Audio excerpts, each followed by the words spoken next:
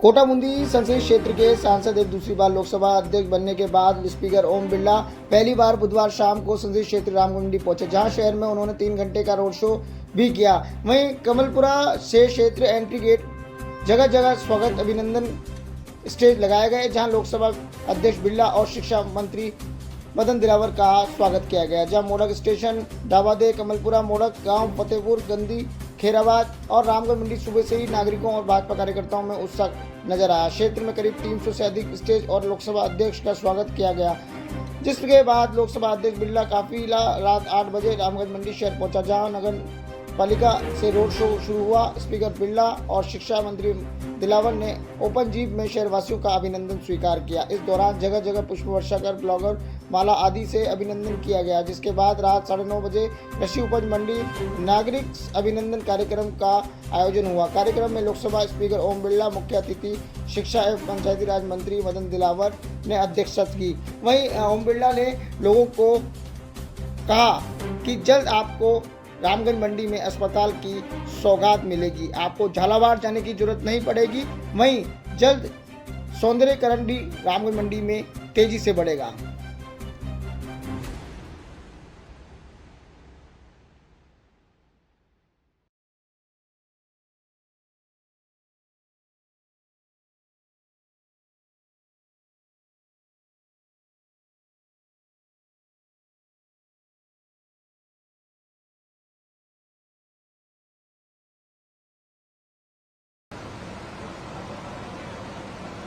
मैं कई बार सोचता था कि आपके ऋण को कैसे उतारें,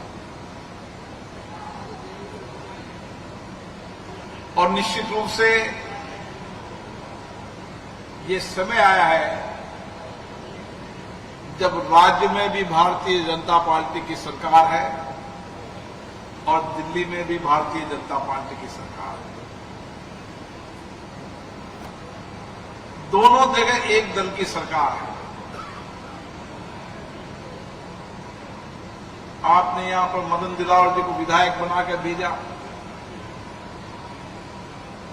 अभी वह केंद्र राज्य में शिक्षा पंचायत मंत्री के रूप में काम कर रहे हैं।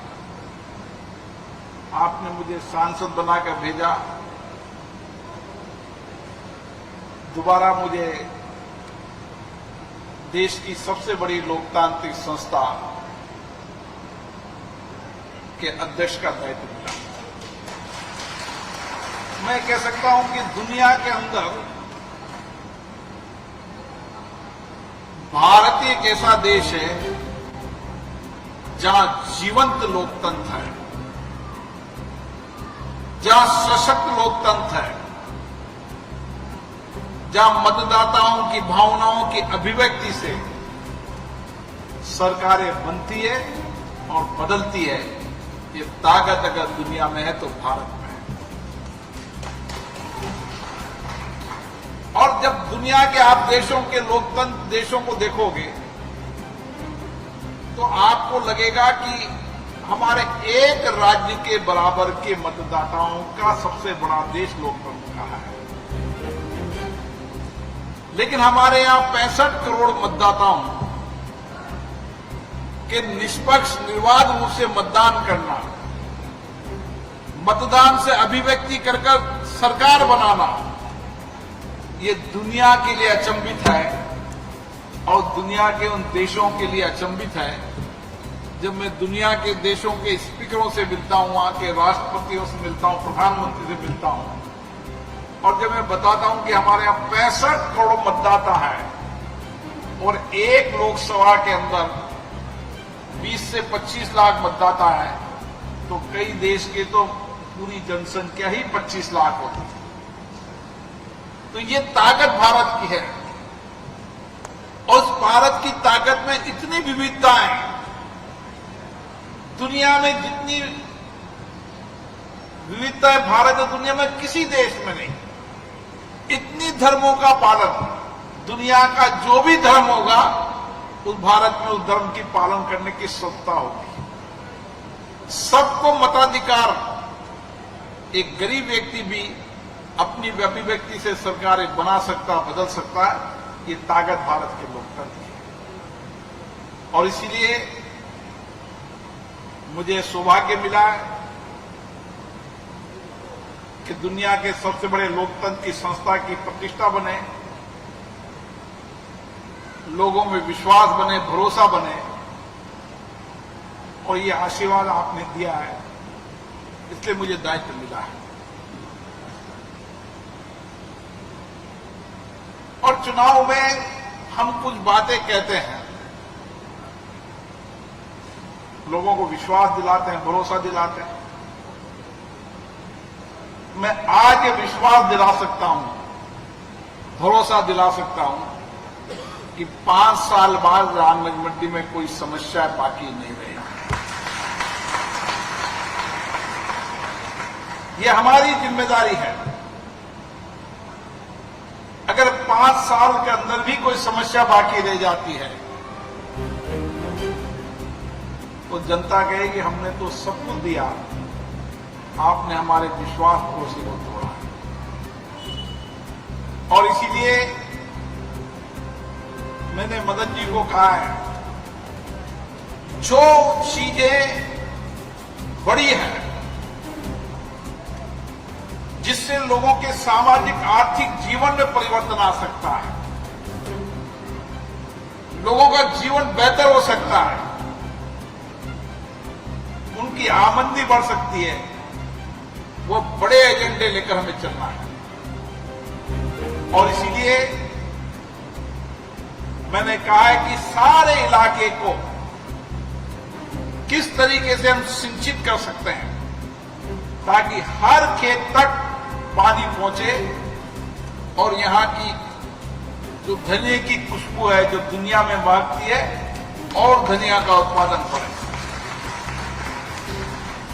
आप दुनिया के किसी भी देश में चले जाएं, यहां की धनिया की चमक और कोटा स्टोन, अभी मैं रसिया गया था, वहां भी कोटा स्टोन का पत्थर लगा और मैंने वहां के कुछ कंस्ट्रक्शन करने वाले बड़े कॉन्ट्रैक्टरों का ये जो कोटा पत्थर का पत्थर है, इसकी चमक कभी कम नहीं होती, लोगों की चमक इसलिए कम नहीं होती, ये हमारे उस मजदूर के पसीनों की मेहनत का पत्थर है, इसलिए इसकी चमक कभी कम नहीं होती। और आप देखो, कोटा स्टोन एक ऐसा पत्थर है जिसकी चमक कभी कम नहीं होती, जितनी बार उसको देखोगे उसकी चमक बढ़ती जाएगी। ऐसा पत्थर हिंदुस्तान में कहीं नहीं। लेकिन अब नए प्रयास करने होंगे कि कोटा स्टोन और यहां धनिया की महक, उस धनिया की महक मुझे राजकोट के धनिया की भी महक कहीं ना कहीं नजर आई। तो मैंने कहा राजकोट का धनिया नहीं, धनिया तो रामगंज मंडी का सबसे बेहतर है। तो उन्होंने कहा कि हाँ बेहतर तो है पर राजकोट से भी आता है। तो मैंने कहा और धनिया की खुशबू को दुनिया में पहुंचाना है, ये जिम्मेदारी आपने मुझे दी है। इन दोनों विषयों पर मैं काम कर रहा हूं, कैसे बेहतर परिणाम आ सकते हैं, कोशिश करने से परिणाम आएंगे। आप निश्चित रखो, कोटा स्टोन और धनिया की चमक को हम दुनिया में पहुंचाएंगे और यहाँ के व्यापार को और बढ़ाने के लिए आपसे मिलकर किस किस तरीके से प्रयास हो सकते हैं ताकि हम और बेहतर प्रयास कर सकें। कुछ मुद्दे हैं यहाँ के, मैं पूछ रहा था तो लोगों ने कहा कि रामगंज मंडी का अस्पताल बहुत मांग है, तो निश्चित रूप से ये भी मांग आपकी इस विधानसभा के बजट सत्र के अंतिम दिन में हो जाएगी। और कमलेश जी को हार्ट का ऑपरेशन यही कराना है, तो निश्चित रूप से इस बजट के अंदर हम यहां पर इस जिले का सबसे बड़ा अस्पताल बनाने में कामयाब हों। परेशानी ये रहती है, हॉस्पिटल तो बन जाता है लेकिन डॉक्टर नहीं मिलते आजकल। लेकिन इस बार प्रयास होगा कि रामगंज मंडी के लोगों को कम से कम इलाज कराने झालावाड़ तो नहीं जाने देगा, ये मेरी जिम्मेदारी है। उनको यहाँ बेहतर हॉस्पिटल बनाएंगे। पहले फेज के अंदर डिस्ट्रिक्ट हॉस्पिटल के बराबर का हॉस्पिटल तैयार करेंगे। भविष्य में फिर लोगों से बात करेंगे। कोई मिलेगा तो मेडिकल कॉलेज के सपने तो देखने चाहिए, सपने तो बड़े देखने चाहिए, और जो सपने बड़े देखेंगे जब भी पूरा करेंगे। कोई न कोई दिल्ली में, जयपुर में टकराएगा तो उसको कहेंगे हॉस्पिटल रहा और मेडिकल कॉलेज की और हो जाए, ताकि मेडिकल कॉलेज का भी एक सपना बहुत दिनों से है, कितना पूरा होता है। लेकिन डिस्ट्रिक्ट हॉस्पिटल, उप जिला अस्पताल तो निश्चित रूप से बनेगा, इसी बजट में बनेगा। मैंने इस संबंध में मुख्यमंत्री जी को बता दिया है। और कुछ विषय हैं, आप निश्चित हो, ये तो बदलते रहते हैं। अपेक्षाएं भी होनी चाहिए, आकांक्षाएं भी होनी चाहिए। अगर अपेक्षा आकांक्षा नहीं होगी तो हम रामगंज मंडी को कैसे बदलेंगे? इसमें बुरा मानने की बात नहीं है। आपके आकांक्षा अपेक्षाएं उचित है। आपने बहुत प्यार दिया है, बहुत स्नेह दिया है। मैं आपके आशीर्वाद को कभी नहीं भूल सकता। जब भी मैं चुनाव लड़ा, जब भी आपने मुझे अच्छे मतों से जिताकर भेजा है, आप निश्चित रहिए रामगंज मंडी को जो मोटी मोटी समस्याएं हैं, चाहे राज्य की सरकार की समस्या है, केंद्र की है, उन सारों का समाधान करेंगे। फिर आपसे चर्चा करते रहेंगे, बातचीत करते रहेंगे, आपके सुझाव लेते रहेंगे, और निश्चित रूप से जो कुछ भी हो सकता है, आप ये निश्चित मानना, उन प्रयासों में कोई कमी नहीं छोड़ेंगे। हमारा सारा सामर्थ्य, हमारी शक्ति सब आपके द्वारा दी गई है, तो हम कमी क्यों छोड़ेंगे? हमारे प्रयासों में कमी क्यों होगी?